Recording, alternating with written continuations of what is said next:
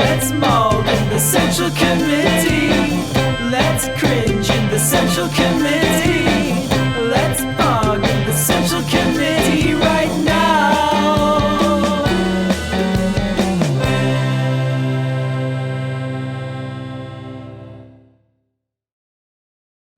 Welcome, everybody, to a very special episode of the H3 podcast. Today is my first ever debate against the one and only Steven Crowder, thank you very much. Thank you. Steven Crowder. Please stand up. Who's standing up? Ethan, please stand up. Ethan, oh, man. Ethan, please stand up. Who am I to disobey our great, glorious leader? Crowder challenged me to a debate. He called me a layup. He said I was stupid. Well, Steven, I think the debate speaks for itself. Steven Crowder, for those of you that don't know, is probably one of the most hateful, bigoted people on the platform. Racist, homophobic. I mean, pretty much hits every box. We made this big, beautiful compilation of some of his greatest hits, but it's actually so heinous and offensive that YouTube age restricted the first upload of our video. So that all is available for our members, with the whole compilation and everything, which is, adds a lot of atmosphere. But for the sake of this version, we had to cut all of that out. But holy shit.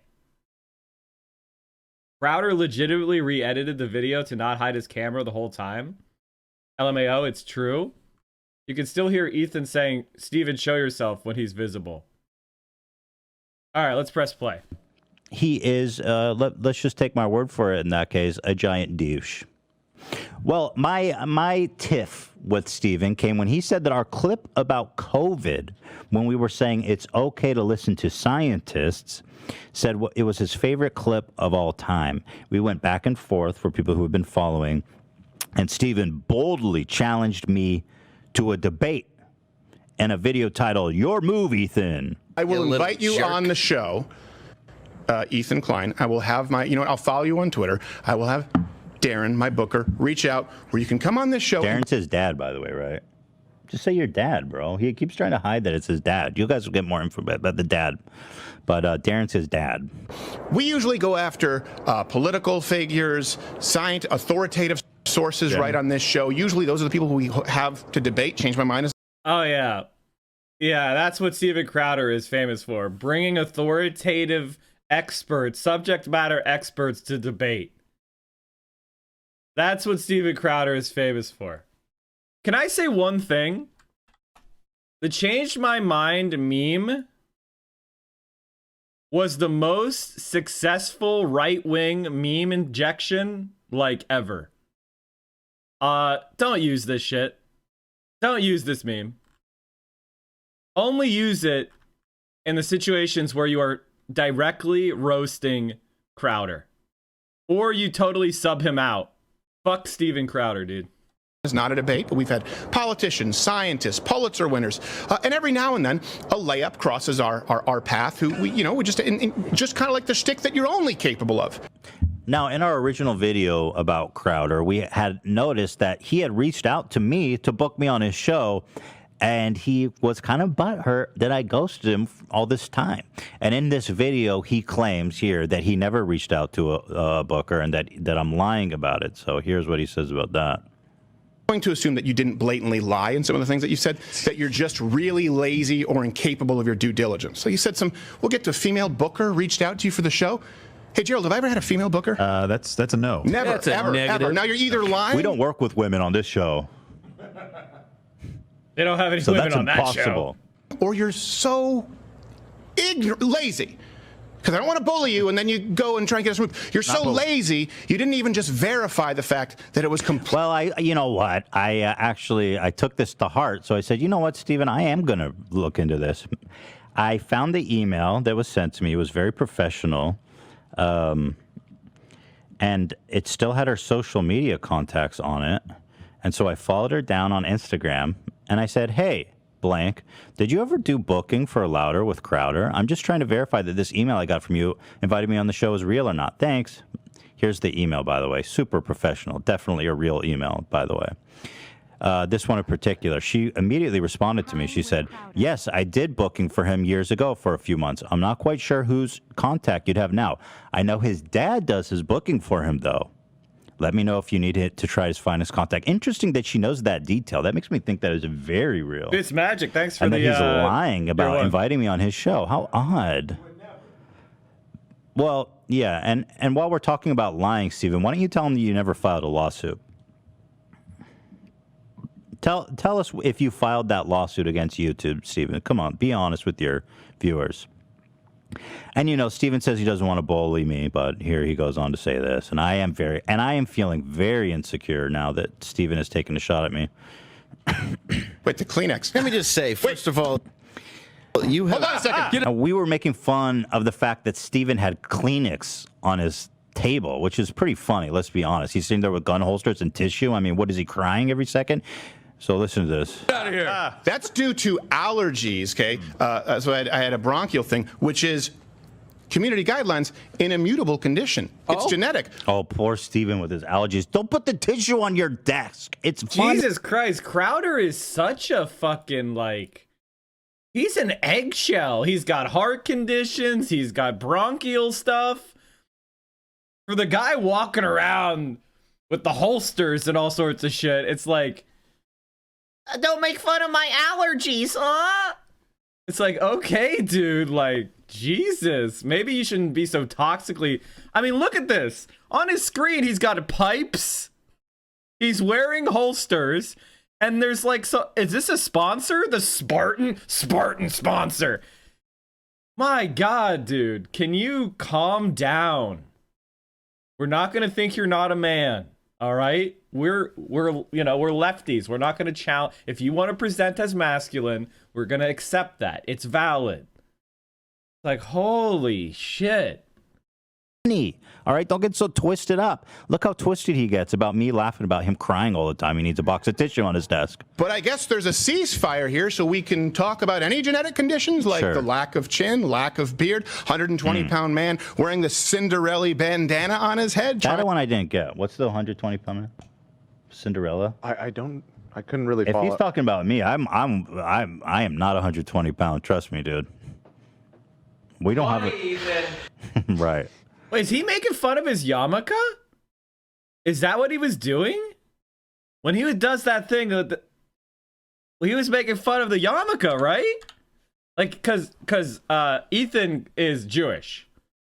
Conditions like the lack of chin, lack of beard, 120-pound man wearing the Cinderella bandana on his head. That one I didn't get. What's the 120-pound man? Cinderella? I couldn't really follow. If he's talking about me, I am not 120 pounds. Trust me, dude. We don't have Oh, Ethan wears beanies like that. Oh, okay, yeah, no, you're right. We watched his proposal video the other day, and which is my favorite Ethan Klein bit. All right, hold on. Let's look at this. Yes, we saw this meme before. It's good. All right, let's keep going. Ethan. Right. Well, anyway. And to compensate with a bow phrase like E.T. in the cornfield, it's so stupid, bro. The point is, I always think it's like hilarious. What? E.T. was not stupid. It just didn't communicate. It had to learn English. It was an alien. Why is E.T. stupid? E.T. was an extraterrestrial like child, wasn't it? And it had to learn English. It was in the human world. It didn't understand. It had to learn English, which it did. How is E.T. stupid? And then it built a fucking intergalactic telephone home with the baby. Yeah, exactly. Like, what? I think conservatives, literally, if you've never seen E.T., it's a great child's movie from the 80s. About an extraterrestrial that gets stranded on Earth, and a bunch of American kids find it and protect it. Until events happen, which are very exciting, all right? Anyway, the point is, I think conservatives just see a brown thing that they don't understand, and they think it's bad. Without any ability to analyze the plot. When people actually go to the... debase themselves to making fun of my Tourette's, you know, it's like, well, okay, dude. Yeah, exactly. And I really got you hard with the tissue thing. Right. Wow. Crowder's such a scumbag, dude. Such a scumbag. Bro, just don't put the tissue on. I can't hide my Tourette's. You fired the first volley by making fun of his allergies. So. Your allergies, dude. Poor Which you Steven didn't Crowder has actually a do. disability. Yeah, we didn't realize he had a disability like that. Yeah, I'm so sorry, bro. Ableist much? I had all that coming. Yeah. I'm deeply offended, though, at the bullying portrayed, and I take absolute cross with that.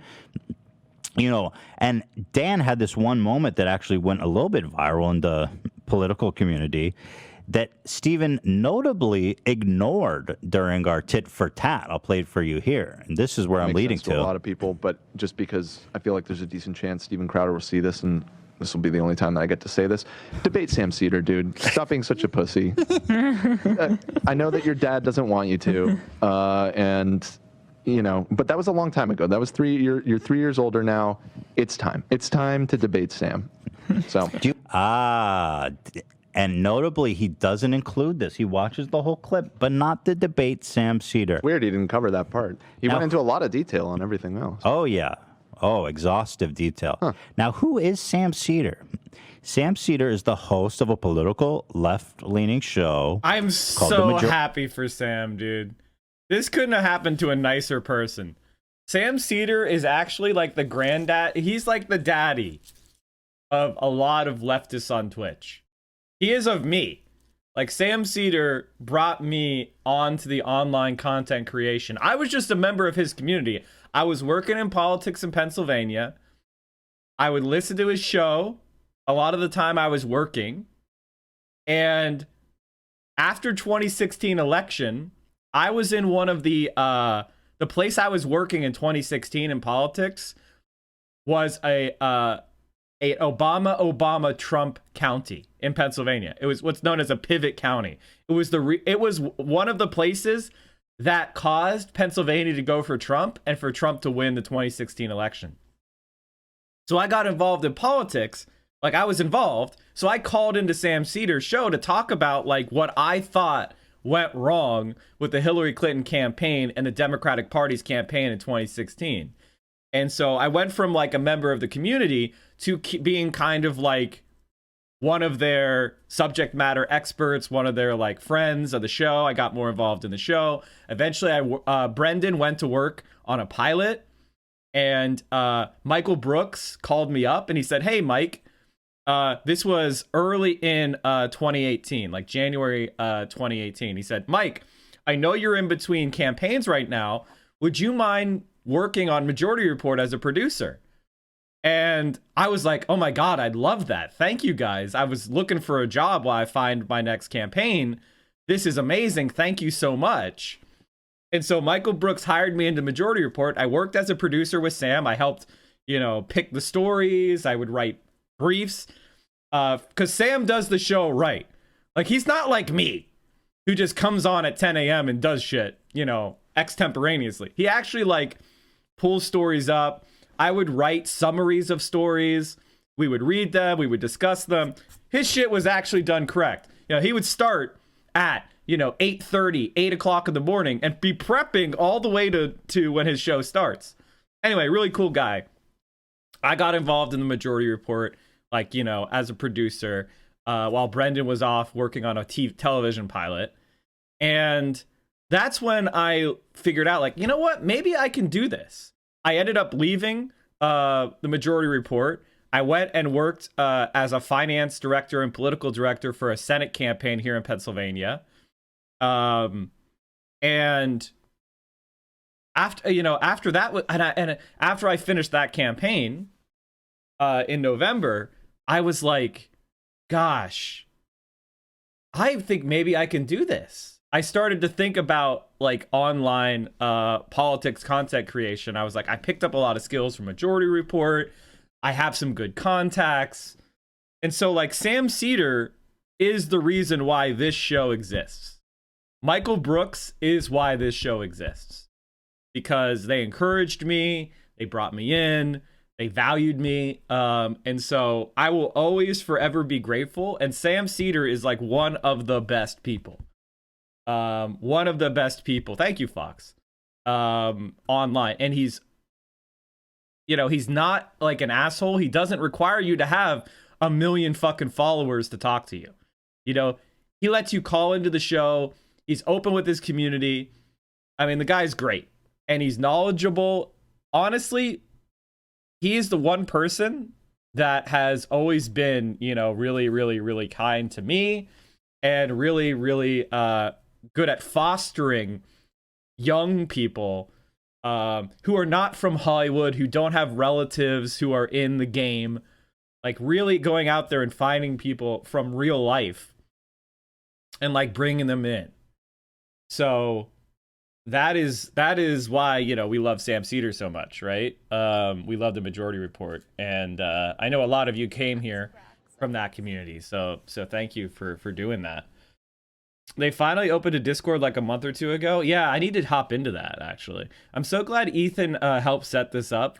Crowder bitched out, and now he's gotten so much more visibility this time. Yeah, I'm so glad that Sam Seder is getting... Because, Sam Seder is legit.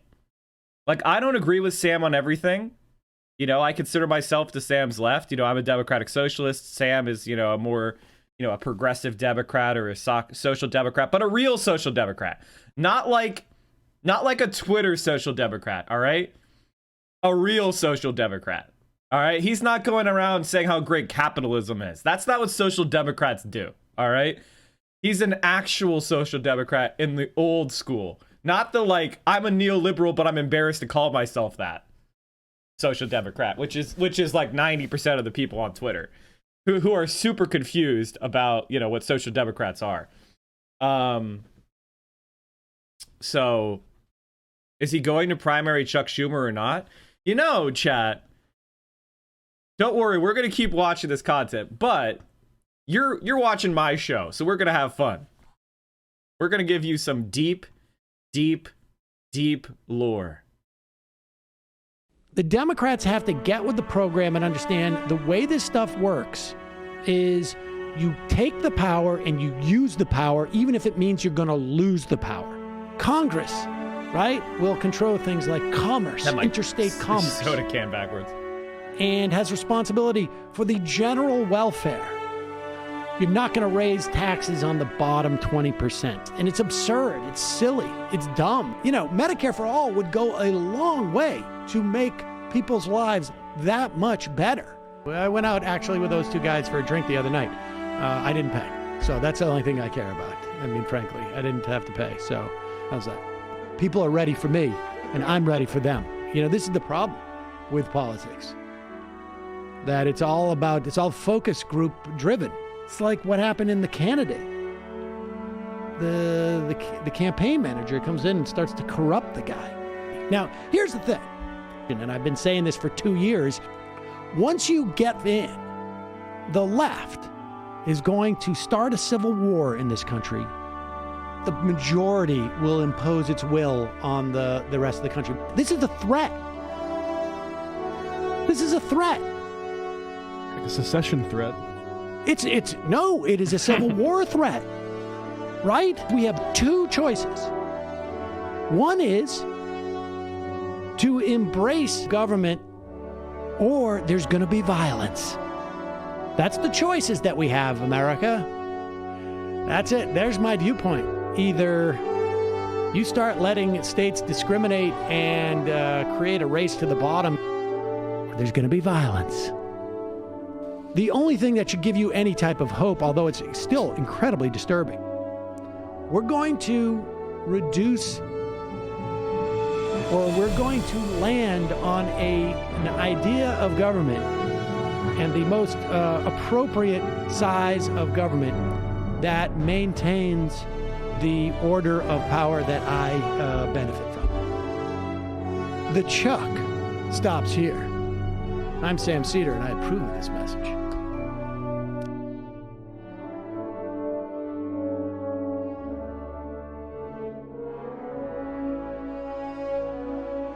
The Chuck starts here. The Chuck stops here. All right, let's get back to the main show. Has 1 million subs. He's a big channel. Crowder famously backed out of a scheduled debate with Sam at Politicon, earning him the name Cold Feet Crowder at the behest of his dad. Sam secretly recorded the phone call with the organizer of the event, who exposed Crowder. Here's the call. Yeah, that's a real shame. I think you're bigger. Yeah, I don't know what his team is doing around him, and that's, just for me to speculate at this point. I don't know. He has a team? He has a whole team, and he won't do it? He can bring the team. I believe it's his father, but I can't confirm or deny that. By the way, everyone seems to be confirming that it's his dad doing all this shit behind the scenes somehow. So people speculate that actually Juvenile Moose. He actually backed out of the debate because Sam is actually, an informed, good debater, and they were afraid that, Crowder would look like an idiot. And so he backed out at the last minute at the behest of his father. So here's what you need to understand about right-wingers. Right-wingers know, as I've said before, they're either active liars or they're the ignorant dupe. And people like Crowder know that the facts are not on their side. People like Ben Shapiro know that the average person, if they were presented all the information and all the facts, would not agree with the conservative. Conservatives know this. That's actually their superpower. Because they know they would lose, they are rabid liars. And they do everything they can to avoid presenting the issues fairly. This is also why liberals get tripped up, why people on the left get tripped up by the right so much. You approach the world attempting to divine the truth. Conservatives pick a truth and then try to defend it. So you're approaching reality from a totally different and incompatible perspective. Their perspective is, I know the right answer, and I'm going to find the evidence to support the right answer. Your perspective is, I'm going to look at the evidence and arrive at the answer. And so when you go to a conservative and say, well, here's this evidence about global warming. Here's this evidence about racism in America. Here's this evidence about welfare programs working. Also 5 months POG. Yes, exactly. Diss yourself. Thanks for the tier 1. And thanks for the 5 months in a row. So when you come and you're like, well, you just keep trying to bring them facts and you keep trying to bring them information that made you change your mind or made you believe what you believe. And you have this wide-eyed naivete that if I just bring another fact to a conservative, they're going to say, you know what? That's a good argument. But they approach their politics in the same way they approach religion. Now, I'm not saying that there aren't people on the left that do this too, that are tribalist. Of course there are. Of course there are. But the people like Steven Crowder know that the average person, if you explain to them what Medicare for All was, if you explain to them what it would cost as far as taxes, if you would explain to them how they'll be better off, would support that. They even know that Medicare for All is better for the vast, vast majority of people than the status quo. They know all those facts that made you change your mind. But to them, they don't care about those. They don't have the same values you do. They think that if a poor person can't afford health care, fuck them. If a child couldn't afford a private school tuition fee, fuck them. If an elderly person can't afford retirement, fuck them. They should have taken care of themselves. Their family should take care of them. They don't care about, what, a worker can't survive working minimum wage? Fuck them. Good. That's their attitude. And you could bring them all the facts and all the figures and all the evidence about how Scandinavia is their country's happier, cleaner, healthier, more developed, lower crime. They don't give a shit. The facts don't matter to them. Because, hey, those countries may be better for the average person, but the average person isn't as deserving as the rich. Why should the rich pay for the poor? Why should white people want to treat black people as equals? That is what they just fundamentally reject your premises. And so, why won't he debate Sam Seder? Because he understands that if he debates Sam Seder in front of his audience, a lot of his audience will just accept what he says outright. But a large percentage of them will go, I have never seen a leftist who looks like this. I've never seen a clean-cut, intelligent, middle-aged white man presenting these arguments and trashing Steven Crowder. I've never seen the facts laid out like this. So that's why Steven Crowder goes after college students, because older people look down on younger people. They think they're not as experienced, they're not as knowledgeable. Younger people, quite frankly, don't have a lot of experience in the world. They don't have the knowledge. They may have progressive beliefs, but they may not have all the facts and figures that Sam Seder has been putting in his mind for 30 years. And the thing is, Sam, like, if Crowder was more competent, he could debate Seder. And he could get an optics tie, right? And let things break down on tribal grounds. But the thing is, these conservatives, Ben Shapiro, Steven Crowder, they don't really want to debate leftists. This is a big problem. This is a big problem. And for the left, you have to understand, and there's another side to this that I should explain, I guess, before I go on. The left doesn't have billionaire money behind it. Nobody's spending money on ads to promote my show.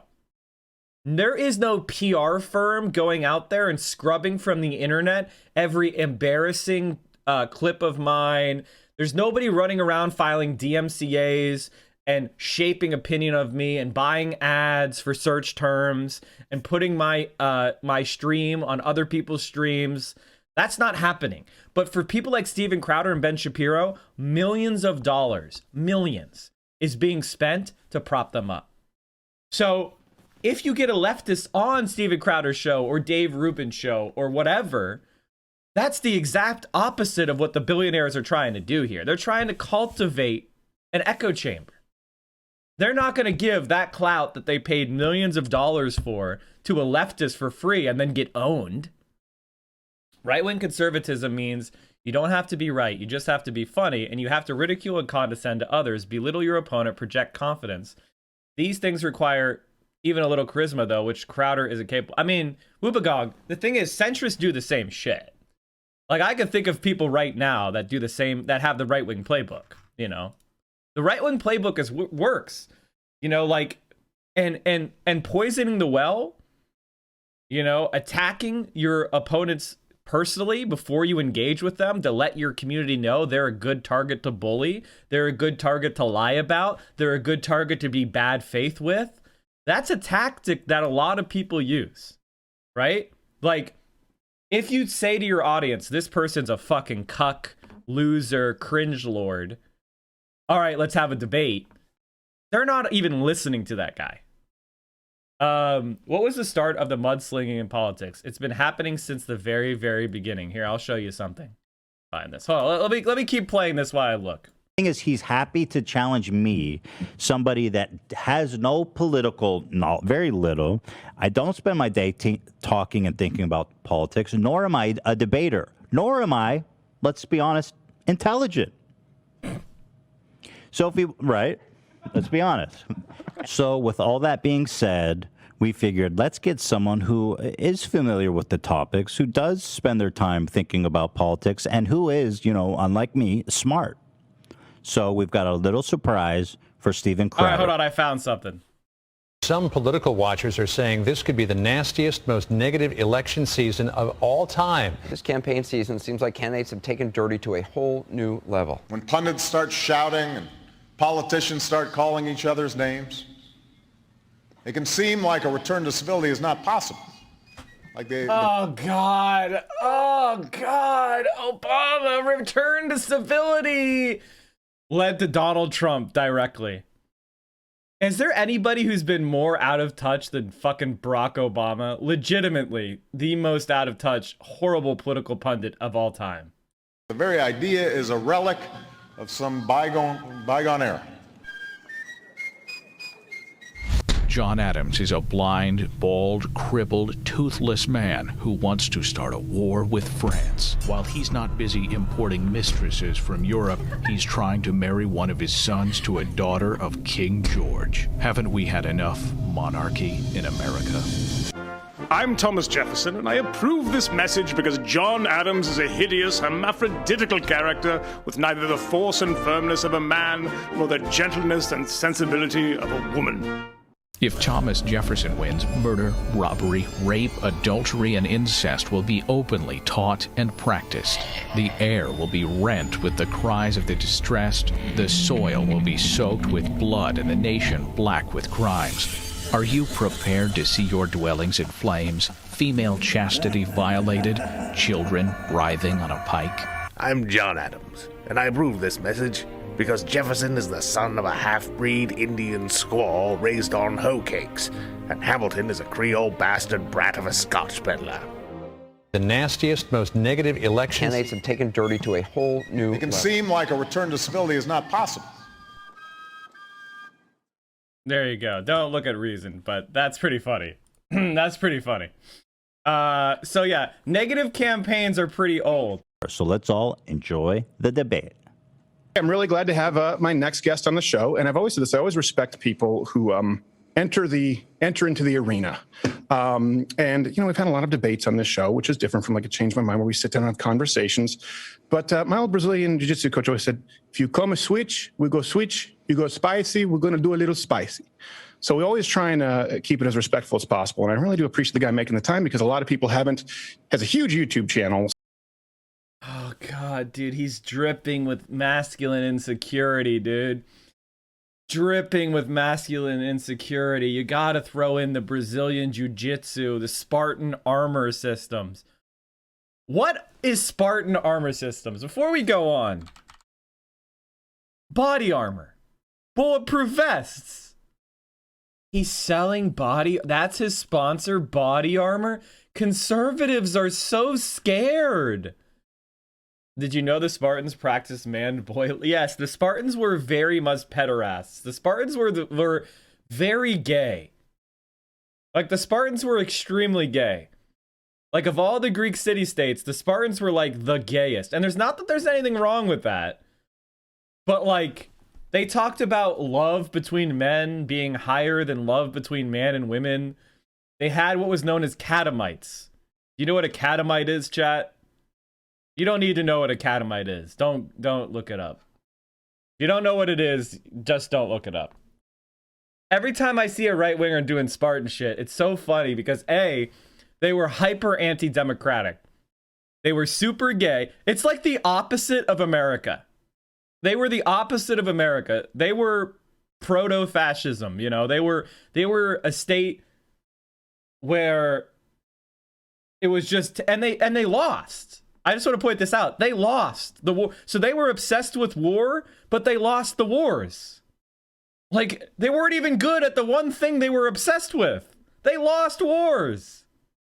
Of all the city-states to be obsessed with, Sparta is always the one that's super fucking just baffling.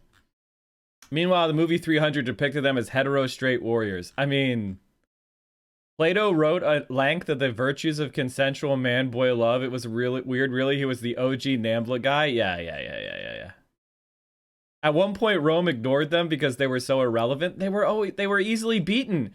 Like, when the Persians invaded Greece and the Spartans lost at Thermopylae, which is what they're most famous for. They're most famous for being defeated. It was the Athenians and their navy that ended up beating the Persians. Anybody who likes Spartans is automatically suspect. Because this goes back part to the hero mentality of fascism. What fascists like about the Spartans is that they all died, because fascism is a death cult. So the idea that you could die gloriously in a defeat is stuff that fascists, they love that idea of dying. But if you look at actual history, sort of like World War II, it was the Soviets that won World War II, and it was the democratic Athenians who beat the Persians. But you wouldn't know that if you talk to a right-winger. That's an idea from the conservative mind you talk about, right? About conservatives wanted to be killed gloriously. Oh, yeah. Yo, dog, 300 simp here. They would have all been wiped out if they didn't hold the pass. They didn't hold the pass. They were defeated. They slowed them down for a couple days, which was good. But didn't Sparta win the Peloponnesian War? There were multiple wars, and they ended up losing. The Spartans are a victim of their own politics. The Council of Elders basically ruled the country and squashed any type of reform possible. While the rest of the world changed, they stayed the same and became irrelevant. Well, they were okay. We're not gonna do a history discussion stream. But let me just say this: the Spartans were obsessed with the phalanx, and then the Romans innovated tactics to break the phalanx. If you walk straight into a phalanx, yes, you will die. But the Romans innovated tactics to break phalanxes by attacking their weak points and using things like javeliers. And the legions had what was known as pila. So every legionnaire in a cohort would carry 2 javelins, and they would just throw those right into the fucking face of the people with the phalanx, and they would break them up. So that's why the Spartans, people talk about them, but they were rigid, conservative, and they lost. All right, let's keep going. Several YouTube channels, one of the OGs. A lot of people watch him. You know him. Some of you like him. Some of you don't. Same can be said for me. Ethan Klein from H3H3. The Spartans lost just like the Confederacy. Yeah, Roman throwing spears were fucking insane. Yeah. All right, hold on. Let's get this going. We go switch. You go spicy. We're going to do a little spicy. So we always try and keep it as respectful as possible. And I really do appreciate the guy making the time, because a lot of people has a huge YouTube channel, several YouTube channels, one of the OGs. A lot of people watch him. You know him. Some of you like him. Some of you don't. Same can be said for me. Ethan Klein from H3H3. Ethan, thanks, man, for making the time. You're very welcome. And I just want to say, I know you called me. You said that I would be a layup. I think I used something like that. And I think you're right, because I don't think I'm a very good debater. I think you know that. So I didn't want to make it too easy for you. Oh, okay. So I've prepared. Okay. Yes. All right. So Dan, what we were going to talk about is the initial quote that happened. I think he's looking off there. Oh my God, the hands. Why is he so nervous? Initial quote that kind of was turned into a little bit of a meme, which wasn't intentional, and was you saying you don't even have to think about it regarding the CDC. And I disagree with that. I think people should think about it. I believe. And we talked about this through Playful Ribbing, in an aggregation of medical authorities and scientific voices to make an informed and rational decision. So where do you think that I'm wrong on that?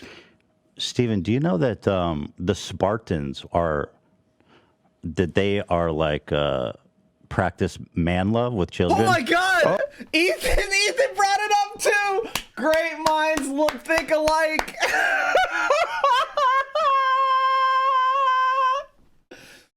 Oh, Ethan going right for the sponsors. Oh my God. And by the way, chat, I obviously did not watch this. I did not watch this because I didn't want to do a canned reactions. I did not watch it. I swear to God. I don't like to do canned reactions.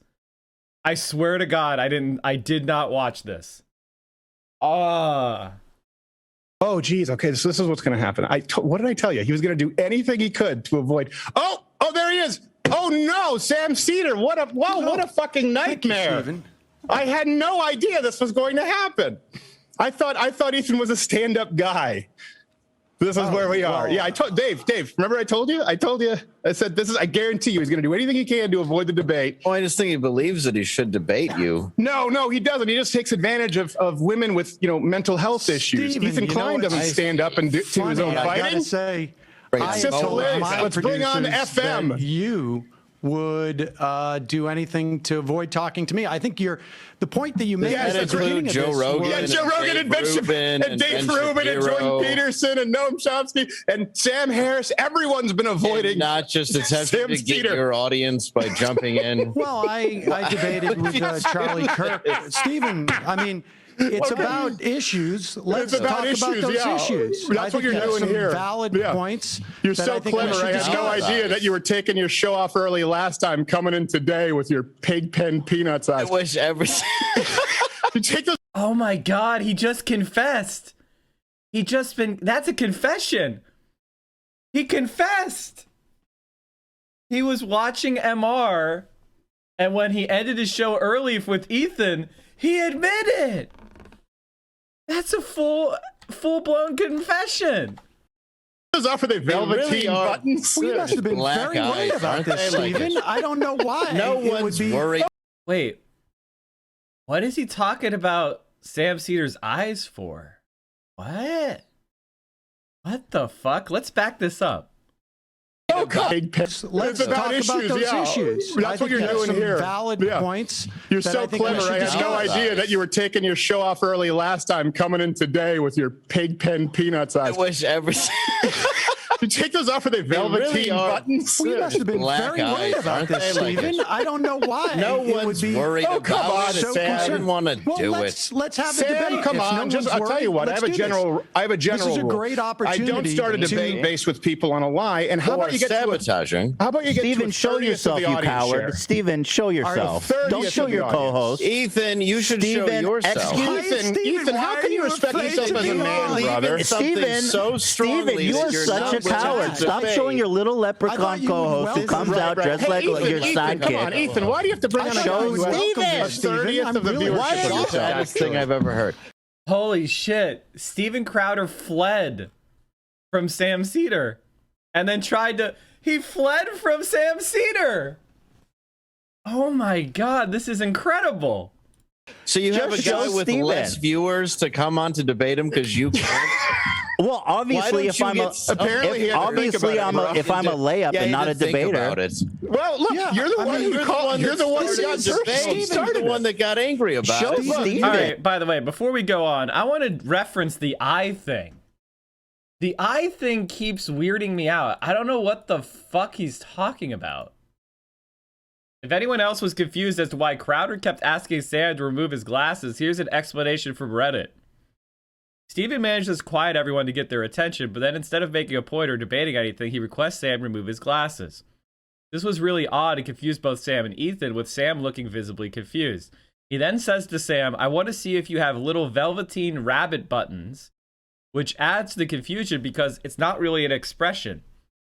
But when his co-host also mutters, or if there's a soul, it then dawned on me that velveteen rabbit eyes are just shiny black half globes, and that Crowder and his co-host are insinuating that Sam has soulless, beady black eyes, a very common anti-Semitic stereotype. I had to Google to see if Sam was Jewish because I'm not racist, and you can't tell if someone is Jewish based entirely on appearance. And lo and behold, he is. Wow. Don't hold on a second. All right, hold on. Let me hear what Pigpen has to say here really quick. Fair enough. But Ethan, look, I don't. Hold on a second, Ethan. This is because initially I came on here to talk with Ethan. Ethan, come on, man.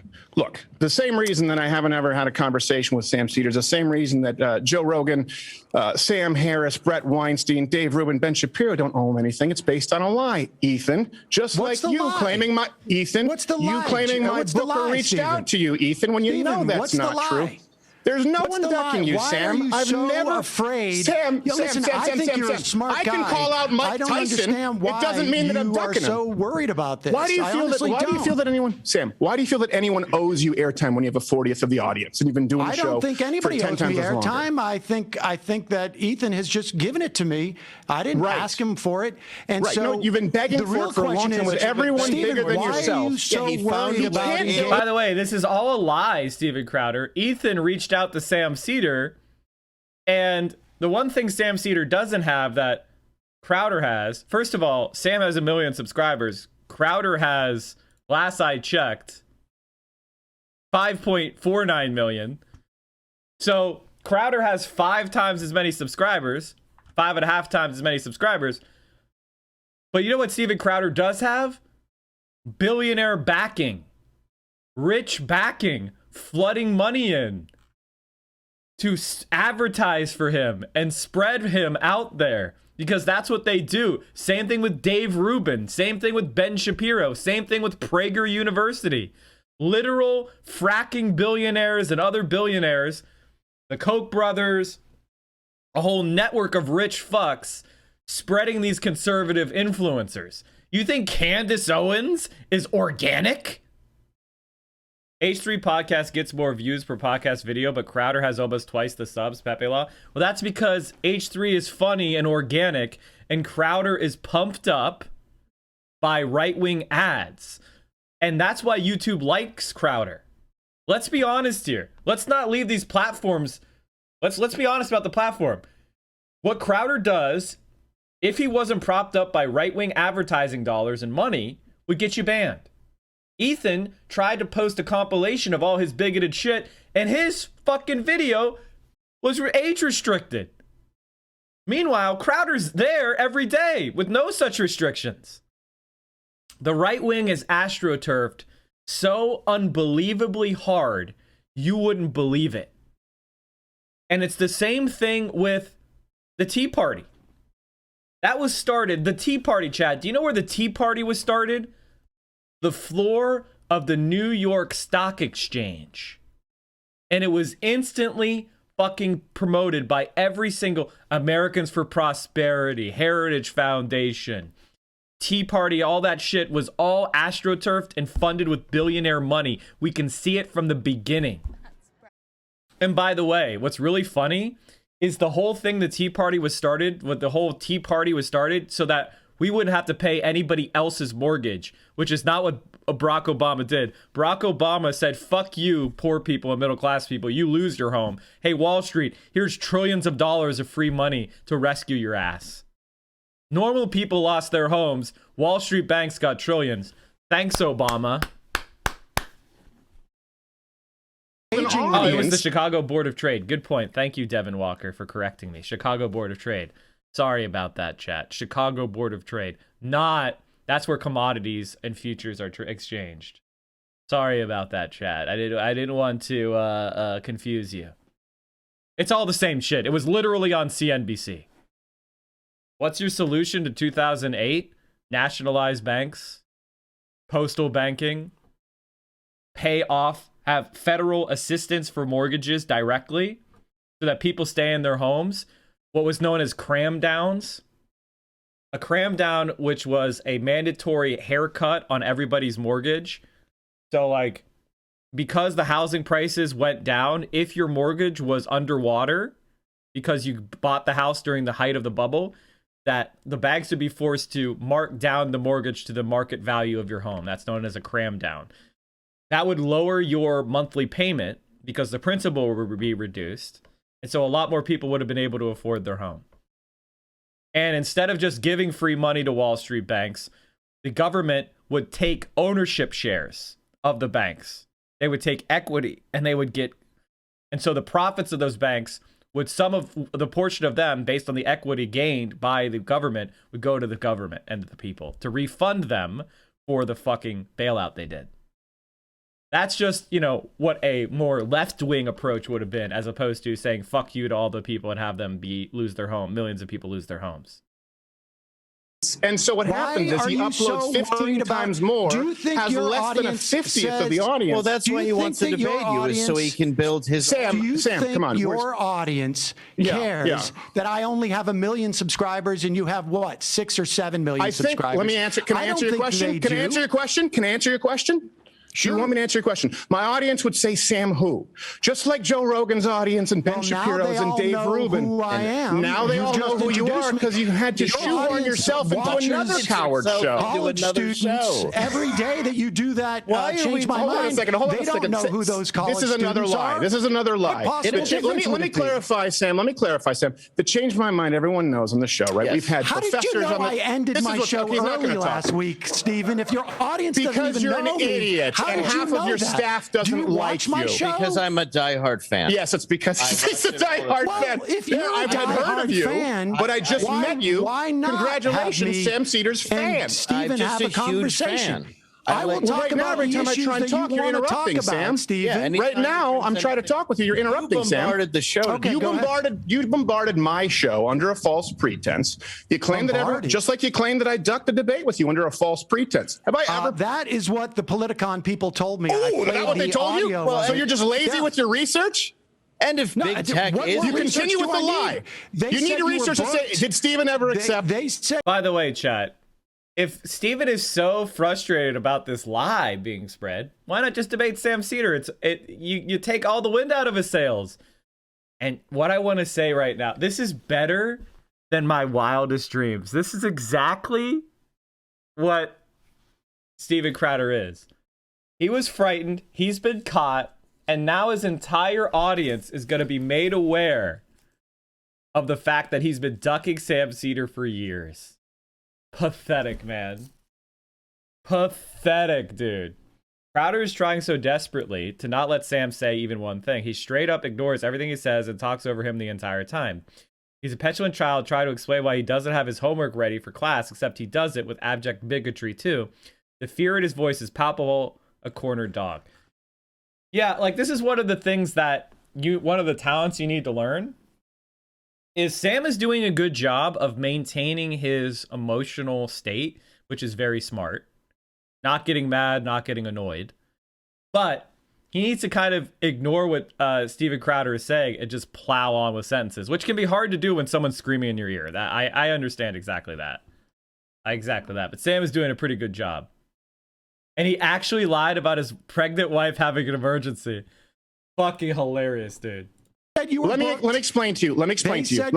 Hey, whoa. Dropped out and you literally Sam, sweetheart. Sam, fake stand-up comic who we can't find any footage about online. Let me finish. I'm not a stand-up comic. Oh, you're not? Okay, that makes sense because everything that I've seen is incredibly unfunny and unentertaining, which may explain the audience. Irony alert, Steven. So, by the way, Sam Seder was a director of movies in Hollywood. He was also a writer, and he was an actor. As you've seen before on the show, if you missed it, he was on Sex and the City. He was the New York guy who moved to LA and changed into an LA guy. He's also been on Bob's Burgers. He was Hugo. Sam Seder was Hugo. Most famously, who's the caboose? Yes. He's friends. I believe, comedian. I believe Sam Seder was college roommates with H. John Benjamin of Archer and Bob's Burgers. Sam, have you watched my stuff, Steven, that you think that your audience wouldn't appreciate our discussing things? Samuel, can I answer your question? He also dated Sarah Silverman. You heard that right. This video makes Life on easy mode. He dated Sarah Silverman. Must be nice, Sam. Must be fucking nice. Must be nice. So if people are saying Sam who?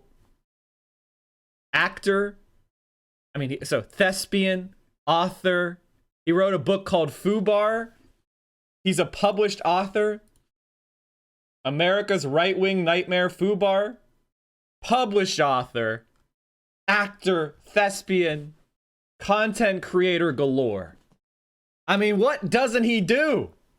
What doesn't he do? Yes. So you have gone on, you've done the same thing with other comments. Everyone has a bigger audience than you. Because you said, I want to speak with Steven Crowder. You believe that at some point there was some acceptance? When have I ever done a Politicon? Ever? As a matter of fact, in the last decade, I haven't done a single political conference. I hosted CPAC for 4 years and stopped because they suck. By the way, chat, he doesn't do conferences because he can't debate anybody who's not a 14-year-old college student. Yeah, that's right. I said 14-year-old. He only likes to debate the precocious ones. 19-year-olds, that they have a little bit too much life experience for him. That's why he's the Spartan armor system.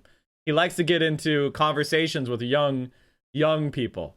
Don't pay, and they're full of losers. What about and you've been clamoring for it, and it's a lie. Told me that you dropped out of doing his show because this is just hearsay and gossip. But how can you say I've never met more of a woman career when he wants to keep debating? I don't know. Talk about any of this. All right, let's talk about the issue. So, Ethan, do you want to have a conversation, Ethan? Let's talk about the vaccine because Ethan, do you want to have a conversation? You're going to hide. Absolutely, I do. So why are you hiding behind Sam Seder? No, me and Sam are aligned. I'm not hiding. He just you're just a liar. So you're a liar. Because remember, hold on a second. I mean, it sort of feels like you guys are the ones who are hiding. Really?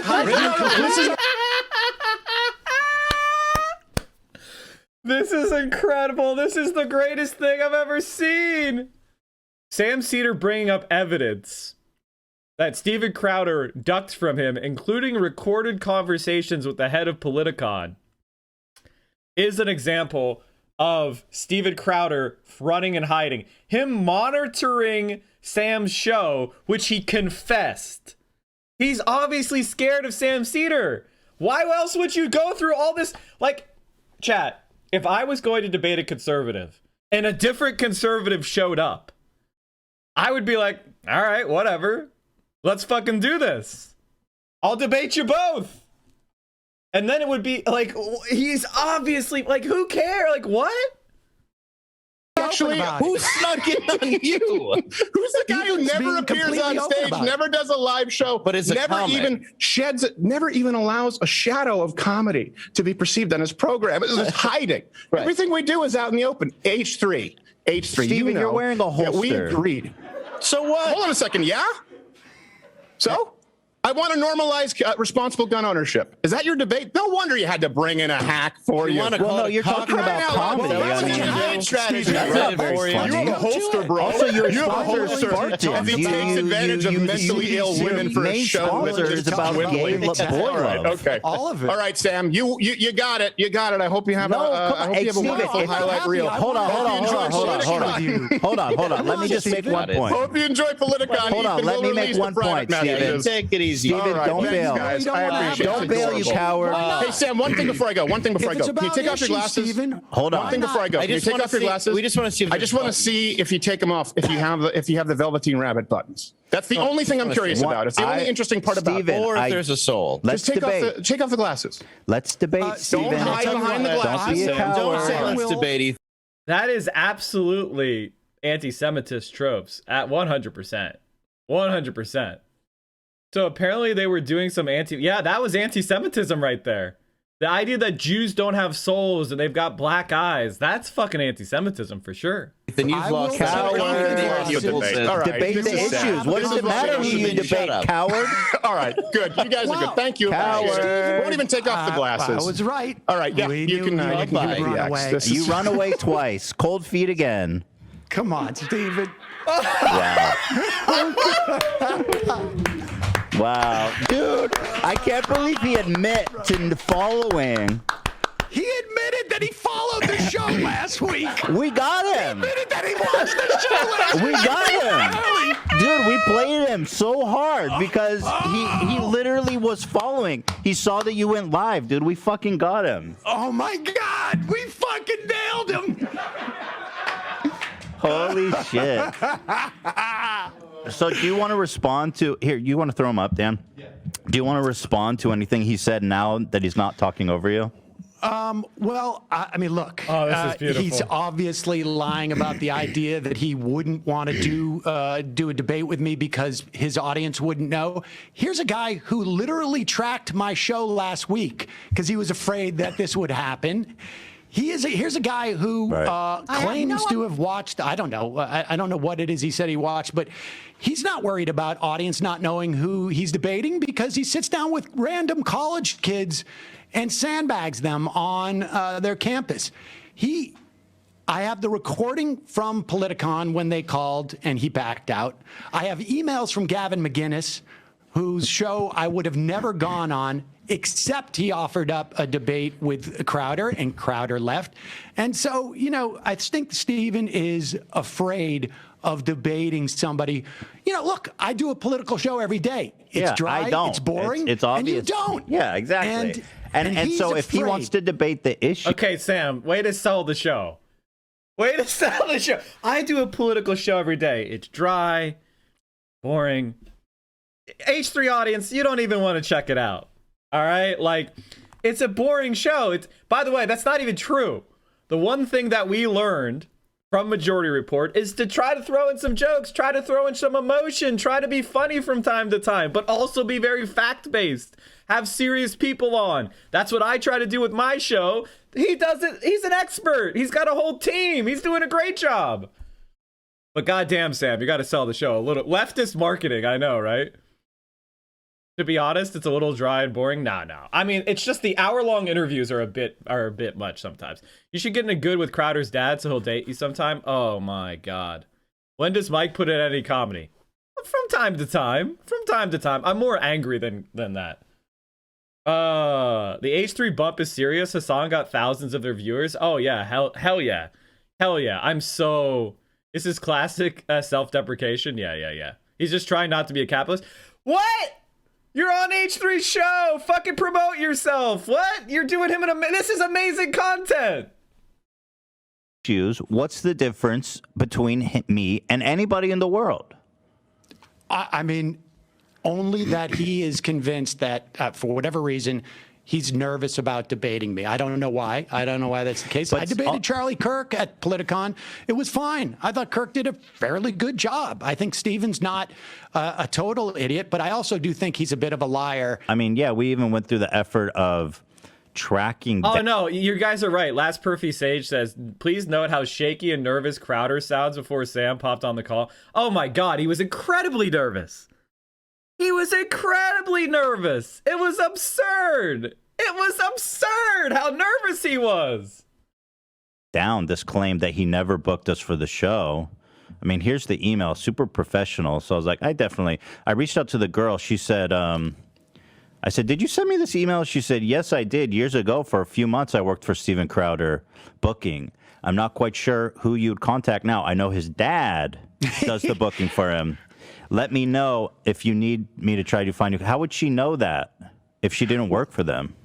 You know, what's funny is that when the Politicon, when the woman from Politicon called me, she also mentioned that his dad, she said his team, I think Steven got cold feet, his team pulled him out. And I said, wait, he's got a team? And he said, well, his dad. Right. And, you know, I mean, I called my dad to see if he could call Steven's dad, to see if Steven would debate me, like on some type of play date. But my father reminded me that I was a grown when he first comes on. Man, and I should probably handle it myself. Oh, you know, that's funny. My dad is actually Zooming with his dad later today to debate this very topics. You know what else he lied about? Filing this lawsuit. There's no lawsuit he ever filed, at least that I can find in the public record, which lawsuits are public record. So he is a liar, as far, you know, the evidence does suggest. Yeah, and the thing is that, you know, they go on and on about getting demonetized from YouTube or whatever it is, and they never, for them, it's really just a way of generating clicks. There are the same with policies. The lawsuit. Yeah, I mean, there are policies that you could pursue, but he can't ever address those because his ideology is such that there's no way for him to address it as a policy matter. So because as a policy matter, he'd have to agree that there needs to be government regulation of these things. And he doesn't believe in government regulation. And so he just goes out there and makes it as if it's like conservatives are somehow being oppressed, as opposed to. It's actually not true at all. Everybody who talks about these issues, if they're taking a conservative or liberal stance on them, they're all getting demonetized equally. The fact that the fact that Steven wants to go out there and do a mock execution of George Floyd and then act bewildered when his channel gets when his videos get demonetized is quite surprising to me that he would even be feigned surprised at that.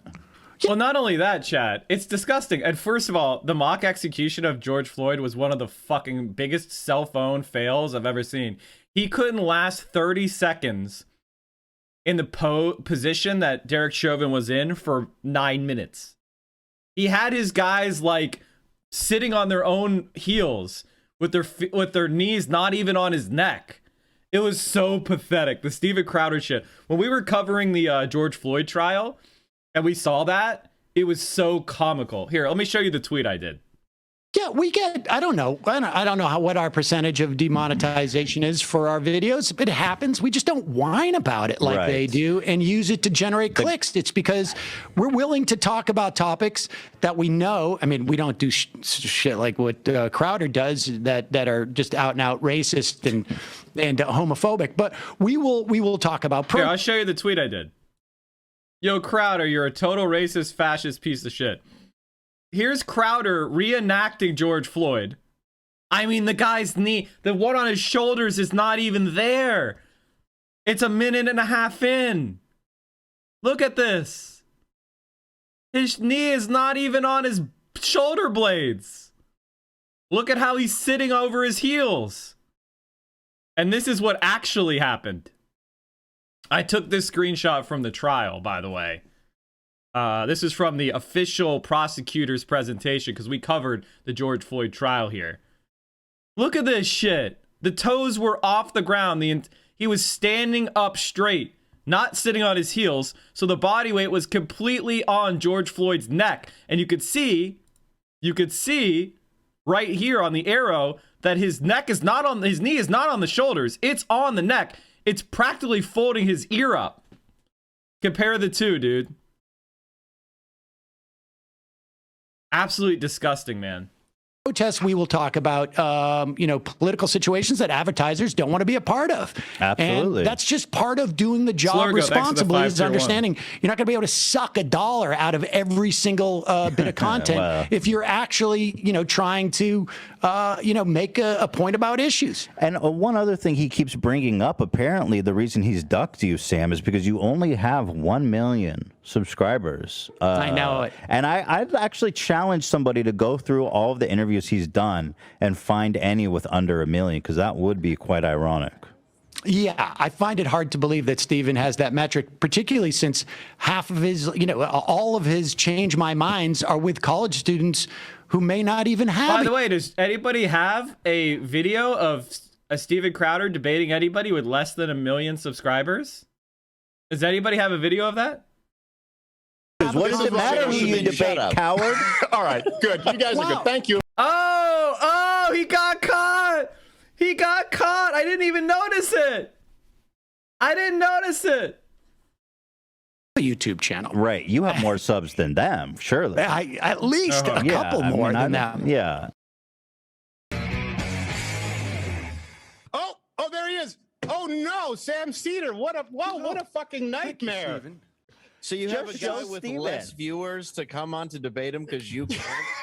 Sam, why do you feel that anyone owes you airtime when you have a 40th of the audience and you've been doing the show? I don't think anybody owes me airtime. So he can't build an audience, and so what happens is he uploads 15 times more. Do you think your audience cares? Whoa, what? He has the metrics on Sam Seder. Holy shit. He's got the metrics on Samuel Seder. My goodness gracious. Listen, you have you upload 15 an honest gifter, thanks for gifting a tier 1 sub. You have 15, wow, that's weird. It's almost like he's been paying close attention to Samuel Seder. Fan behavior, indeed. Have 1 million subscribers and you have what, 6 or 7 million subscribers? Let me answer. 5.5 million, chat. Do you want me to answer your question? My audience would say Sam who? Holy shit.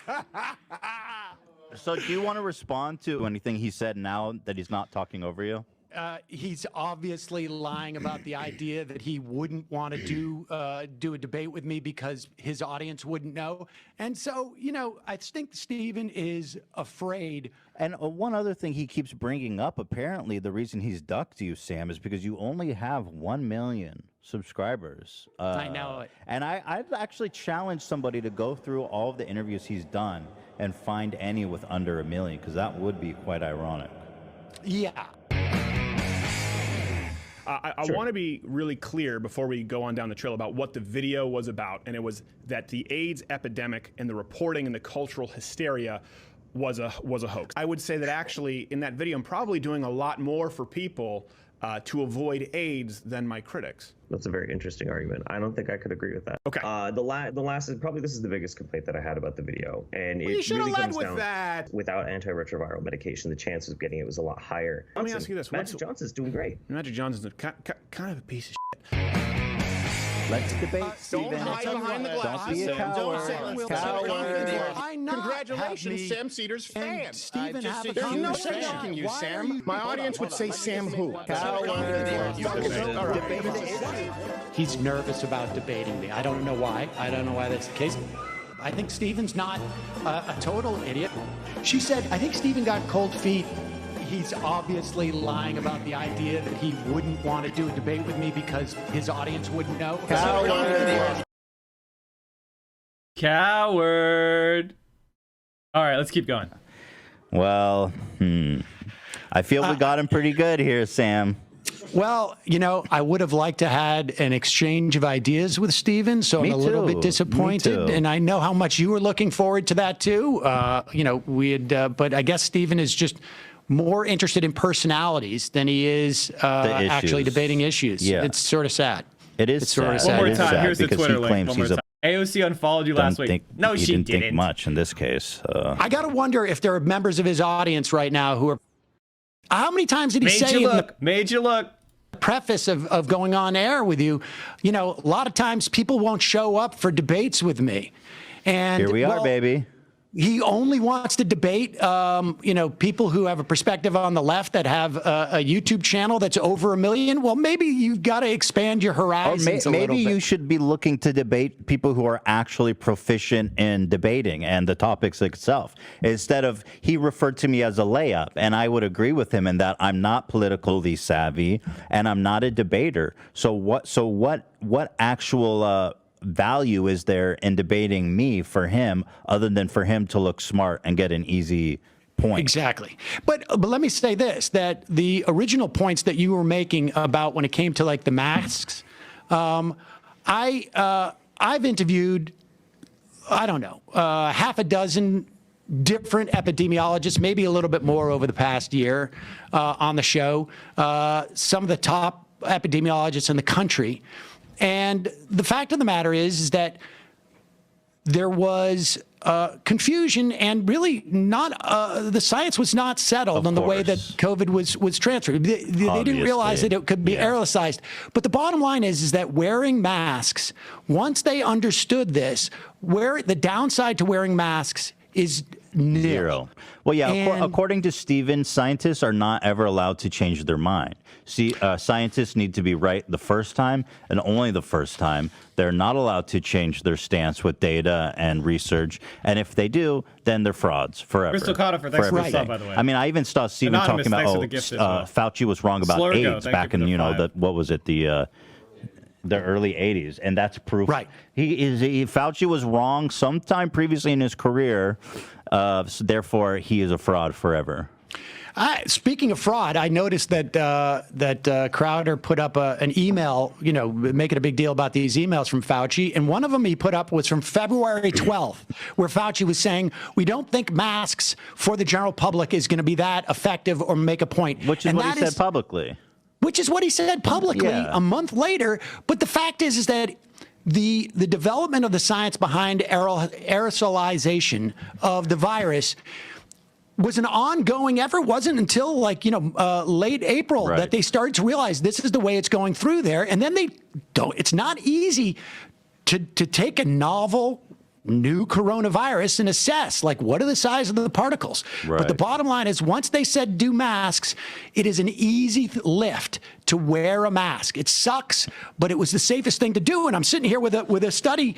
I mean, they're really starting to come out now that the masks cut down by anywhere from 25 to 35% on the transmission. And so the idea that there are some scientists, he talks about aggregating the science. Look, he doesn't know how to aggregate. He's afraid to debate me. And a guy with 1 million subscribers on YouTube, he's not aggregating the science. There are professionals who aggregate the science. Sam, do you think that the size of your sub count is there a correlation to your skills as a debater? That seems to be what Crowder's understanding is. Apparently, or it's just that he is looking for any excuse as to why he doesn't want to have a conversation with somebody who actually, day in, day out, reads this stuff and talks to scientists and talks to reporters. I mean, look, you can find a lot of people who will say the Earth is flat. And if I aggregate those into all the scientists who say the Earth is in fact not flat, then you could say there's some questions. But that's not the way that science works. The fact of the matter is that we have a basic understanding of what's going on. And the idea of you saying, listen to the scientists, particularly addressing YouTube guys. Well, right? When you're Steven Crowder. That's a good idea. Thank you. Yeah, so obviously our whole little battle came when Steven said it's his favorite clip of the year of us saying, listen, if you're it's okay to listen to scientists who are trying to save. It's okay. You don't need to question every single thing that comes across your desk, especially if you have no qualifications at all to assess this information. The fact that we need to be skeptical of every single thing of our government, that we don't trust our government to that extent, then our society has failed us in a way that we should just end it now. But I think like you can be skeptical, but the fact of the matter is that Thanks, what Sarah. Crowder is Thanks, not buddy. doing, he's not being skeptical in any type of thoughtful way. He is weaponizing doubts that happen to align with his political ideology. We saw it with the president that he was so supportive of. I mean, it's not hard to find many clips of Trump saying this is just going to go away. It's not really serious. There's only. Yeah, trust your government. Tuskegee experiments never happens. Okay. I think this is actually a really important point. There are times where you should be skeptical of the government. And one of those times is where they're experimenting on a subset of the population based on race. Probably would be a good idea to be skeptical of that. And we should understand the history of the abuses. And so when we see desperate treatment between minorities and white people, that's a time to be suspicious. And we should always be vigilant for things like misinformation, things like racism, things like that. Absolutely. That's why transparency is important. That's why having things that are not just within, say, the Trump administration be the ones making these decisions. Because they may make decisions not what is the best best decision for public health. They may be making these decisions on what's best for them politically or optically. And one of the biggest hurdles for COVID-19 was, in the beginning, vaccine hesitancy among communities of color because they were concerned about the history of how black people were used as guinea pigs or subjects in experiments. And that makes perfect sense. And one of the things about this is we have those communities have representatives come in. We have trusted members of the community examine the science. We make sure that people understand that the black community is not being used as a guinea pig.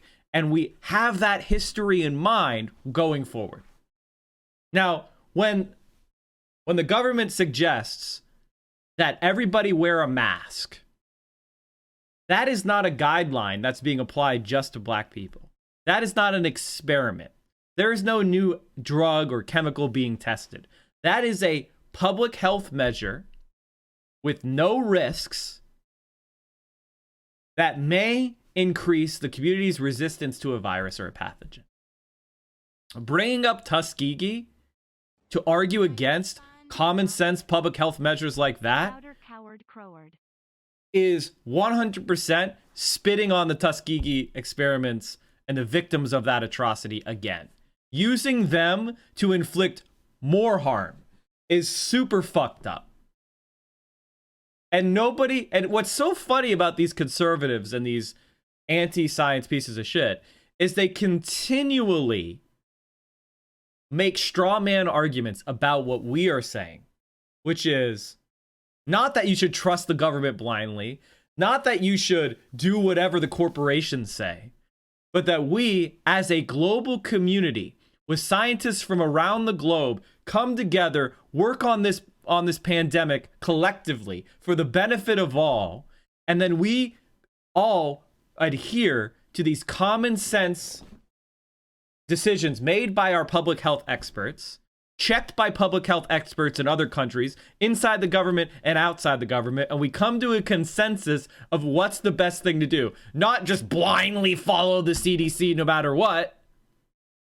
And when Ethan said, if you're stupid, trust the CDC, he was incorporating everything that I'm saying. Because the CDC isn't working with the World Health Organization. The CDC is working with scientists and researchers outside the government. It is working with people around the world. It's working with public health experts and epidemiologists within the government, state, local, federal level, epidemiologist experts outside of the public sector.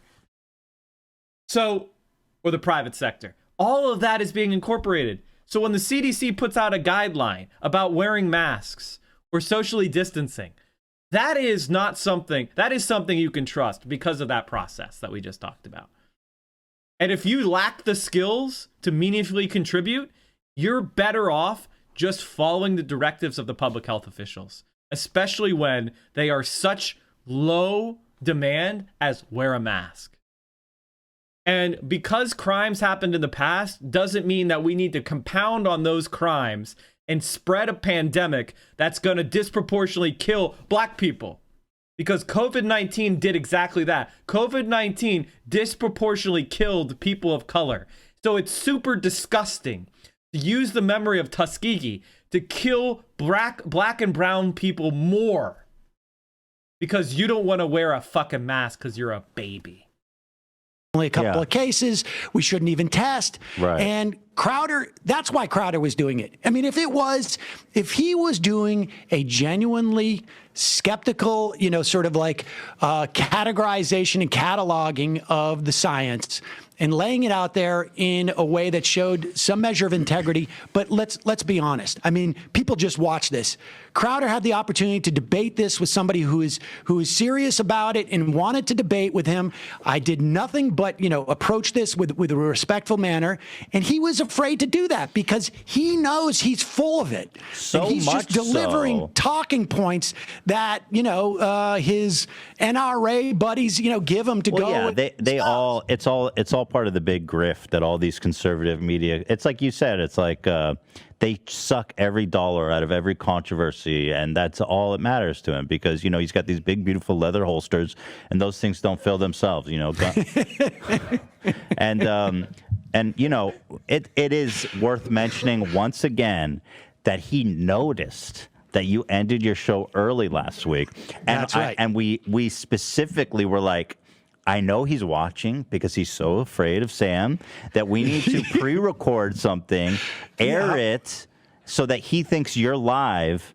Right now, as we are talking, there is a live show that's on. And he came on. We started the show 2 minutes early, and he did not walk on to the set until our show was live. So true. And I got to say, you called it last week. Thank you. And I was like, I just don't believe that he's that nervous. Yeah, he was.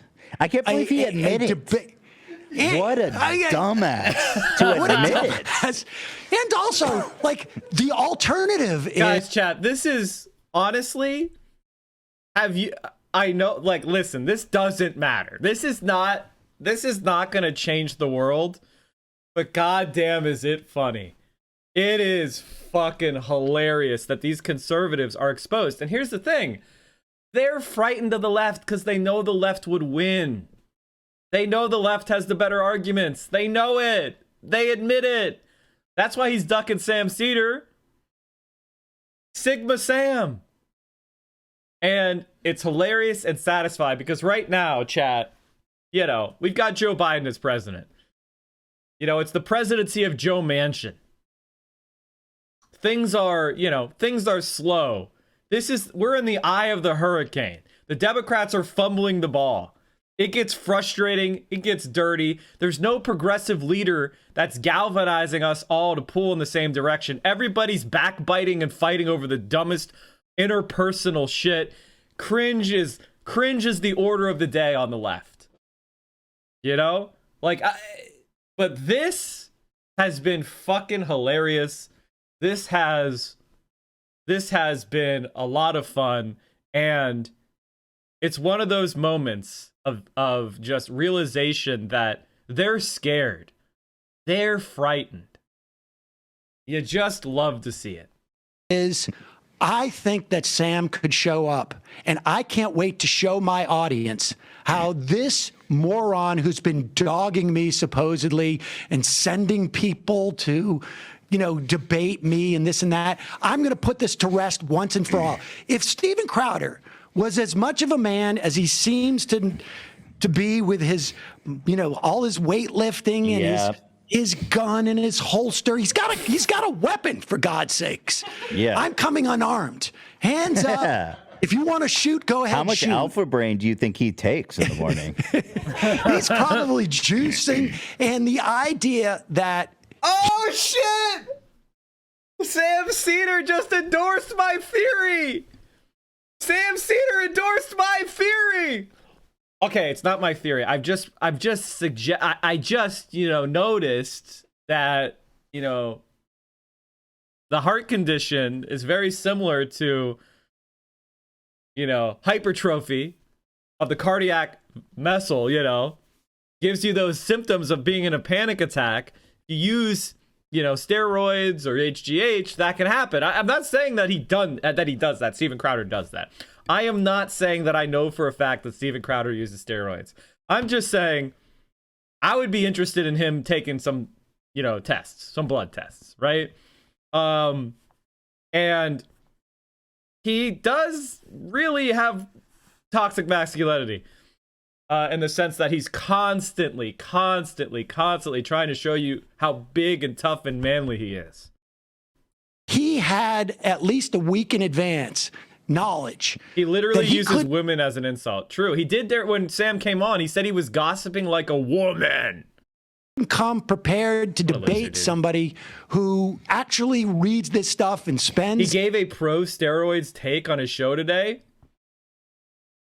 If you want to link that to me, Baron, that would be funny. If you can show me a pro steroid take on a show. Their time doing this is almost like the saddest thing that one could say about Steven Crowder. Yeah. Almost. Yeah, I'm sure there's some other things. Oh, yeah. Yeah. Wow. Steven. It's really sad. I mean, I was looking forward to it because I really wanted to. The irony, right, as you've pointed out, is that he's the guy who got famous for with the debate me. You can't, if you're the debate me guy, that's your claim to fame. You can't dodge people that want to debate you, Steven. You got to own this thing that you create, this image you created. Stop being a bitch. Stop being a baby. You're like, come on, Steven. I think he lost the right to those holsters. I think he has to retire them. Honestly, yeah, I think maybe I'm calling it's time on retiring those holsters today. Normalize wearing a squirt gun instead is what I would say to him. You'd have to, or maybe like a Nerf. They have to have like a Nerf weapon. Like, I don't. Is he old enough to now like have a license for a handgun, or he doesn't need to anymore? Yeah, I mean, I think honestly, like, I think we need to have a meeting with his dad and I have his bring email his father. now, so I'll be. Maybe we should email him. Just say, we think that I don't know if his dad will be answering any of my emails after today. After today, we're gonna have to ask for his badge and weapon. We're both fathers. I can't tell you how disappointed I would be in my son. God damn it, Sam is fucking funny, dude. Shit. Badge and weapon. We're both fathers. I can't tell you how disappointed I would be in my son if he did what Steven did. Oh, so disappointed, son. Yeah. See, you should come back. Make sure you guys vote today. My son had his final Pony League baseball game yesterday. Boogaloo, thanks for the tier and 1. I saw more courage from some of those 8-year-olds than we witnessed from Steven Crowder today. I mean, I would say probably like a good 3 or 4 of them were a lot tougher than Crowder. One guy hit the ball, the other one tripped. 23-minute mark. Yeah. And one of them didn't have their favorite hat, but they all played through it. Right. They all played through it. And sad that Steven. Did you find it interesting too how he wouldn't put the camera on him for a minute? It was just on his sidekick. Yeah, what do you think was going on? Do you think he was like going like, Dad, yeah, get Dad in here. Yeah. Get Dad in here now. Got it. But I'm glad he finally brought it back because I was like, what is with the sidekick? Why are you throwing him under the bus? I know it. And the sidekick had to pretend like he was a big fan of mine. And he had to come in real quick. Yeah. Monitoring the show. That is. His sidekick wasn't even drunk yet. It is early. Usually that guy's pissed drunk by the time they do their show. is to be honest, like I have the only time I think I've watched an extended run of Crowder's show was when he was talking about you. I was trying to figure out like how did this start, and he was really drippily condescending for a guy who is afraid to actually test his beliefs. Yeah. I mean, I'm surprised. I haven't seen him so weak since watching him get punched in the face and dropping like a house of cards by an old man, Wisconsin. Right? Yeah. Oh, that's the other thing. I don't know if you knew this. So Crowder, when he was complaining about what happened on YouTube to him, he put out a compilation video of people responding to when he got decked by a union guy in Wisconsin at the 2011 march protest against Scott Walker. And in that compilation, I was in it. And he put the video out. And then he pulled it back and cut me out of the compilation and reposted it on Twitter. Do we have that stuff? Oh wow, he is deathly afraid of you. It is. Somebody on Twitter saw it and sent it in. We did a video about it, but it is weird. He is deathly afraid. He is so afraid of Sam Seder. How he pretends. That's the thing I don't get. Like, how do you spend so much time worrying about somebody that you think is not big enough to even discuss? Who is he supposed to debate funny then? How he's so afraid. If not you. I don't know. Yeah, Teenagers, me? dude. I'm not a political debater. Well, that's the point. Like, what Steven Crowder wants to do is pick randos off the street.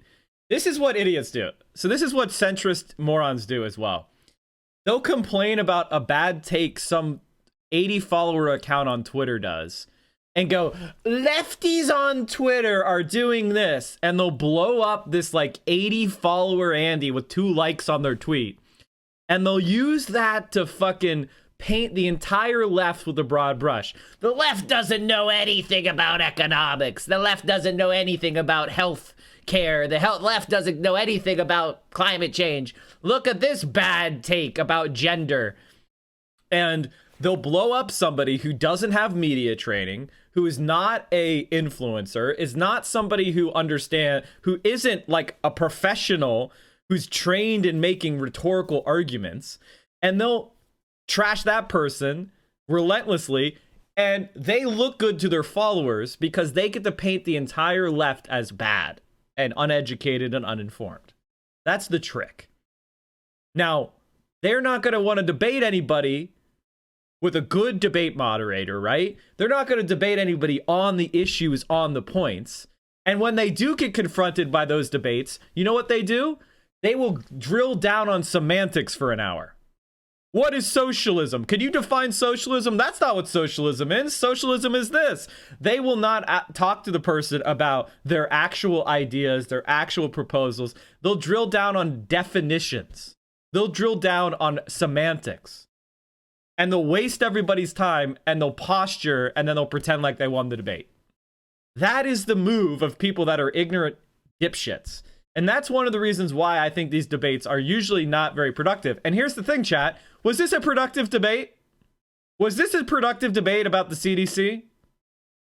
Was this a productive debate at all? No, it was fucking... Of course not. Of course it wasn't. Because Steven Crowder knows that if he talks to Sam Seder about the debates, or somebody talks to me about municipal politics on the issues, without attacking me personally, they're going to lose that debate. You know, if somebody's saying we need to vote for neoliberals in a primary, they're going to lose the debate to me when I say, no, we don't need to vote for neoliberals in a primary. So just like with this situation with Steven Crowder, what did he do? He instantaneously started to make it about Sam, his audience, him stalking him. He's irrelevant. How many views do you have? You know, blah, blah, blah, blah, blah. I'm sure if he had personal attacks on make against Sam, he would have made them. And it was still funny because this was one of the most popular conservative commentators, known as a debate lord, running and tucking his tail between his legs and fleeing. And this is what they'll do. The idea is that they don't even want to debate. They know they are already in the corner. Crowder has debated or talked to people with 100K subs. Yeah, no.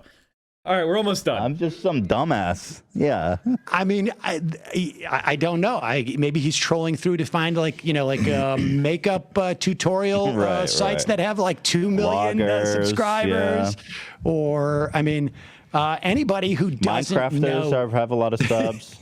Exactly. Yeah. There's some Minecrafters my son watches that No, Sam, take your son out of the Minecraft rabbit hole. Oh no, Sam's child is being raised by people like Dream. No, Sam, they're not safe. They're not safe. They're racists. Protect yourself from the PewDiePie scourge, the Dream scourge. Get them out of the Minecraft YouTubers. Do what you can. Get them away. Get them away. The game was literally created by Notch, who's an out-and-out fascist. Just stay away. Stay away from the Minecraft YouTubers. Maybe he'd like to debate. Dream's community is not racist. They're hyper woke. Their creator is a fucking Trump supporter who spent his time on Reddit arguing with people. Sam Seder is 54. Yeah. On some of these issues. Right. Wow. All right. Well, we got him, dude. Yeah, that was fun. I appreciate your attempting to further the discourse, Ethan. I mean, that's the thing. And that's all I care about. In the end of the day, I just wanted to put forward the best conversation possible to inform the most people possible. But Stephen today wasn't able to do that for us. I know. It's so sad. It's a disappointment. You gave him the opportunity. And I hope his dad does have a stern talking to, like, son. My sister plays Minecraft and she's so sweet. LL, just a silent fact. No. Obviously, playing Minecraft is fine. I'm just memeing. I'm just memeing off of the Dream. This is the way. Don't get all. Mike hates Minecraft. He thinks everybody who plays it's a fascist. No, I don't think that. I was just memeing off Dream. Can I meme? To behave. This was not the proper way to behave in this situation, and gives him a good fatherly talk. There's been times where I've said to my son, "We're going to call up blankety blank's dad or mom, and you're gonna get on the phone and you're gonna apologize." And I just want to say, I'm sure I don't want to speak for you, but we'll be very gracious when Steven's dad calls and puts Steven on the phone. When someone apologizes, you accept that. Yeah, because you have to I want to make that absolutely clear that if Steven calls to apologize, I'm going to be gracious about it. Yeah, that's funny that you just reminded me. He kept telling me, I respect anyone that enters the ring, and I'll make my fans known of that. I respect that you're willing to enter the ring with me, and. Apparently, he doesn't respect that about you. No, I guess not. You don't have enough subscribers. I don't have enough subscribers to earn the respect to enter the ring. When you enter the ring, 1 million you is must a lot. do so. I'd like to know at what point you are capable of entering the ring. And what's the subscriber threshold? What is because the first time he made this argument, I only had, I think, 500,000 subscribers, and then I feel like the goalposts are like he's dragging them with him as he runs along down the field, and they're just getting further and further. Yeah, away. I mean, I'll try to get more intel on that for you. I appreciate that. Yeah. I appreciate that. And, maybe folks can, reach out to him on Twitter and ask him politely, how far are the goalposts? Let's find out so that we can have something to work towards. Right. So exactly. If you can ask Steven, how many subs does Sam need to be worthy of the big stage? Because I'll stick at it just to hit that number. Well, we could buy you subs, or we can work something out. That's true. We could just buy the subs. Yeah. That really occurred to me, but yes, I should have done that. I should have done that today. I should have bought a million hold subs. on, Steven. Give me a minute. Okay, they're joking, chat. They're not buying subs. Okay, they're joking. All right. Well, I've got to. My show, the pre-record is going to end in about 20 minutes. The one that is there almost exclusively for Steven and his dad. I hope they're enjoying and it worked. They watched it. Amazing that he admit that. For a parent, smart guy, he really shouldn't have said that. That was probably the biggest mistake he made. Oh, yeah. Oh, my God. And the second one was coming after me. Yeah. Yeah. That was probably the first mistake he made. And then there were subsidiary mistakes that followed. All right, Yes. Sam. Ethan, it was a pleasure. I can't thank you enough for the opportunity. I'm Thank sorry you. Stephen This was wasn't up great. to it. Yeah. Apologies to Stephen and his dad for. Yeah. Me too. You know. Me too. Just feel. Well. All right. All right. Have a good Bye-bye. day. Bye. You too. That was incredible, chat. We do politics here every morning starting at 10 a.m. 10 a.m. Eastern, 7 a.m. Pacific. You can watch us here on Twitch. We're the morning guy. The morning politics guy. Politics Frogs in every single day. Same time, 10 a.m. Day in, day out. And we carry you through your morning and early afternoon politics needs. And if you need more, Mike from PA, we have a YouTube channel. We talked about suburbs, the My Pillow guy, Ted Cruz. We talked about DSA. Amazing. Making fun of Tim Pool. Amazing. Look at all of these amazing videos. Get in there, watch them. We have me on Twitter. You got to follow me on Twitter, chat. I'm at 20,614 subs. That means I got like 40 followers on Twitter in the last day. You can do better than that. You can do better than that. Go follow us on Twitter. And of course, join the Discord, where we have an incredible community of left-wing streamers. We have left-wing community. We talk about the stream. We talk about politics. There's gaming content. It's a really awesome, supportive place. Direct action, mutual aid, and you can just let off some steam. And also, you can help produce the show. One of the things I do is I look at the links that are put into the news content suggestions chat room on the Discord. Join the Discord, come hang out, and maybe what you want me to talk about will be part of the next show.